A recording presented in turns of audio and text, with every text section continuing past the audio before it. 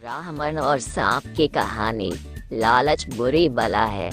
एक बार की बात है, किसी नगर में हरिदत्त नाम का ब्राह्मण रहता था। उसके पास खेत थे, लेकिन उनमें ज्यादा पैदावार नहीं होती थी। एक दिन हरिदत्त अपने खेत में एक पेड़ के नीचे सोया हुआ था। जैसे ही हरिदत्त की आंख खुली, उसने देखा कि एक सांप अपना फन फैलाए बैठा हुआ है। ब्राह्मण को एहसास हुआ कि यह कोई साधारण सांप नहीं है, बल्कि कोई देवता है।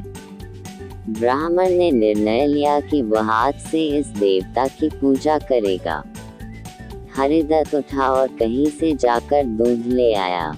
उसने मिट्टी के बर्तन में सांप को दूध पिलाया। दूध पिलाते समय हरिदत्त ने सांप से क्षमा मांगते हुए कहा कि हे देव, मैं आज तक आपको साधारण सांप समझता रहा, मुझे माफ कर दीजिए। अपनी कृपा दृष्टि से मुझे बहुत सारा धन धान्य प्रदान करे प्रभु। ऐसा कहकर हरिदत्त अपने घर वापस आ गया। अगले दिन जब वह अपने खेत पहुंचा, तो उसने देखा कि जिस बर्तन में उसने कल सांप को दूध पिलाया था, उसमें एक सोने का सिक्का पड़ा हुआ है। हरिदत्त ने वो सिक्का उठा लिया।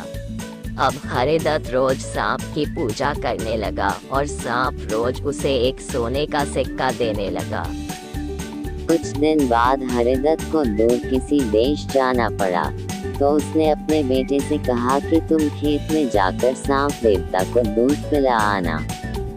अपने पिता की आज्ञा से हरिदत्त का बेटा खेत में गया और सांप के बर्तन में दूध रखाया। अगली सुबह जब वह सांप को दूध पिलाने गया, तो उसने देखा कि वहाँ सोने का सिक्का रखा हुआ है। हरिदत्त के बेटे ने वो सोने का सिक्का उठा लिया और मन ही मन सोचने लगा कि जरूर इस सांप के बिल में सोने का भंडार है। उसने सांप के बिल को खोदने का फैसला किया, लेकिन उसे सांप का बहुत डर था। हरिदत्त के बेटे ने योजना बनाई कि जैसे ही सांप दूध पीने आएगा, तो वह उसके सिर पर लाठी से वार करेगा, जिससे सांप मर जाएगा। सांप के मरने के बाद मैं तसल्ली से बिल खोदूंगा और उसमें से सोना निकाल कर अमीर आदमी बन जाऊंगा। लड़के ने अगले दिन ऐसा ही किया, लेकिन जैसे ही उसने सांप के सिर पर लाठी मारी, तो वो मरा नहीं बल्कि गुस्से से भर उठा। सांप ने क्रोध में लड़के के पैर में अपने विष भरे दांतों से काटा और लड़के की उसी समय मौत हो गई। हरिदत्त जब वापस लौटा, तो उसे यह जानकर बहुत दुख हुआ।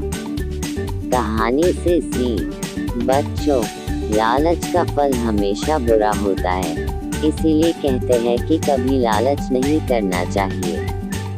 हमारे पास जो भी, हमें उसी से संतोष करना चाहिए और हमेशा परिश्रम करते रहना चाहिए।